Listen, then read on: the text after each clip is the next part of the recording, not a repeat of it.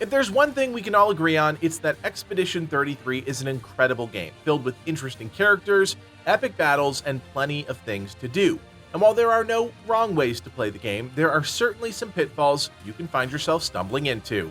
My name is Kodiak, this is Legacy Gaming, and here are some massive mistakes you'll want to avoid in Expedition 33. If there's one mistake I think we can all agree on, it's simply the mistake of not playing this game. A clear Game of the Year contender and a potential all-time great, it is no secret that Expedition 33 is fantastic, but there are a number of in-game mistakes that could cost you in the long run. It's easy to establish bad habits in turn-based games. You might think an offense-only approach works, but if you plan on taking down the paintress, chances are you'll need to be a lot smarter than that. Unlike most JRPGs, Expedition 33 doesn't flood you with tons of different items. In fact, there are just 3 that you can use during combat. These 3 items, healing tints, energy tints, and revive tints, shouldn't be ignored because you can actually make them an important part of your build. About midway through the game, you'll start obtaining pictos that play off these items, giving your characters buffs whenever they use them in combat. Once you have access to those pictos and then eventually convert them into Lumina, a whole new world of possibilities opens up to you. One where the items are still performing their essential function, but now your characters are getting stronger in the process. If you embrace items and see the bigger picture, you'll realize that all offense all the time isn't necessarily the best way to approach this game.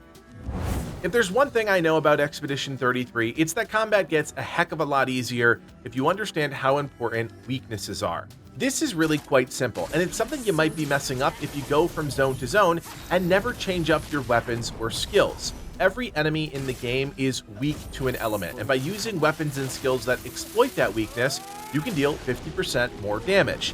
On the flip side, if you start to see an enemy resist your attacks, thus dealing 50% less damage, then you should immediately change up your tactics. The last thing you want to do is keep running headfirst into an enemy that's resisting your skills, and it might be as simple as using different attacks. Every character has flexibility in their kit, so if an enemy is resistant to one skill of a certain type, try using a different skill that might be more impactful. If an enemy or a boss ends up resisting all 6 of your skills, well then it's time to take a good hard look at your build and change things up. If there's one mistake that might haunt you throughout Expedition 33, it's haphazardly spending your color of Lumina.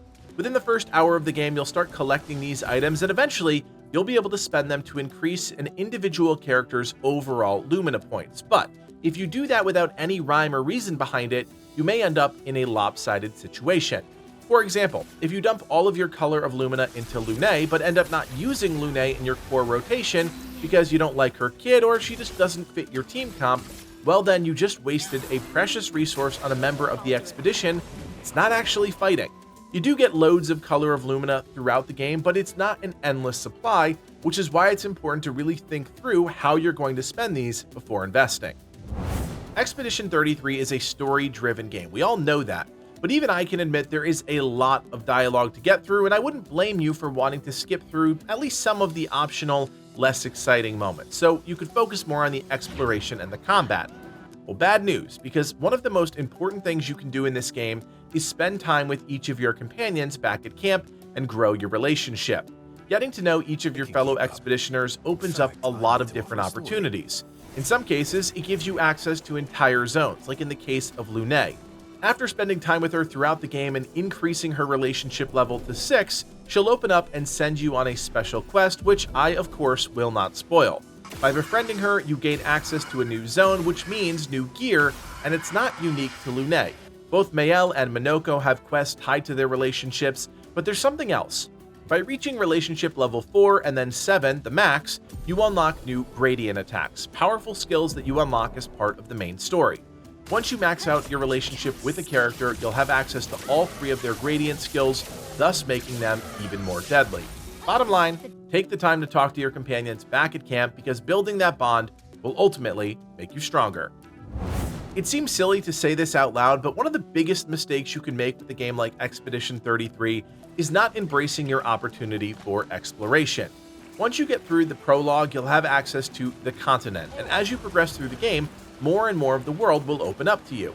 I'm willing to bet a lot of players will tunnel vision and only focus on the main objectives And that's fine, but I'd be remiss if I didn't remind you that side content is designed to make you stronger so that the main quest is easier.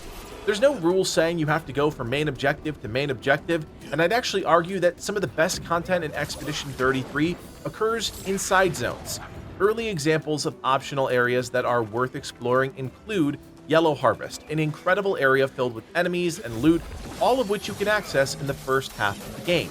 There are other zones like this throughout the entirety of Expedition 33, and you'll never know what you can gain by exploring them if you only stick to the main objectives. Nevrons are bad, like really bad, but not all of them are out to kill you. In fact, there are a small handful of white Nevrons in Expedition 33 that actually want to befriend you, or at least won't attack you on sight. Keep an eye peeled for these creatures as you play through the game and help them with their specific tasks. Do what they say and they'll share a variety of rewards with you, but there's one important thing you need to remember. Don't attack them. If you make the mistake of attacking too many of them, you won't be able to secure the ultimate prize. Once you've helped all 9 of the white Nevron, you can venture to the Fountain, an optional endgame zone accessible after you've unlocked Esquia's flying. There you'll meet Blanche, and so long as you haven't attacked too many of the white Nevron, you'll be gifted 100 Color of Lumina, a huge prize that can drastically increase your power.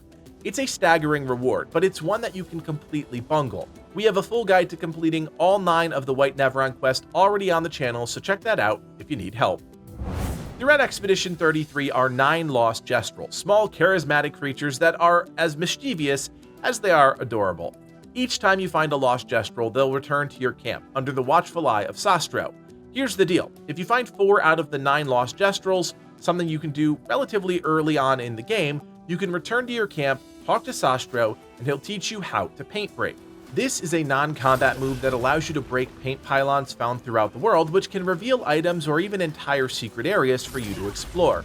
The problem is, if you wait until late in the game to unlock paint break, you'll end up spending dozens, and I do mean dozens of hours backtracking through all of the zones you've completed just looking for paint break opportunities.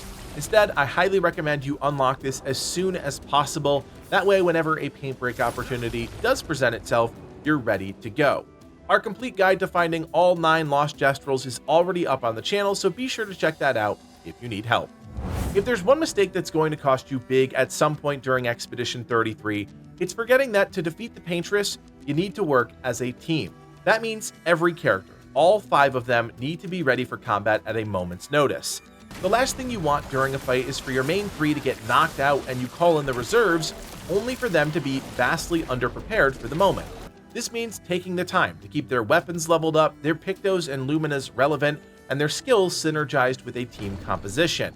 It is really easy to dismiss the 2 characters outside of your core squad, but that can be a fatal mistake, one that could prevent you from defeating that powerful boss you've been stuck on for hours. So there you have it, huge mistakes you'll want to avoid when playing Expedition 33.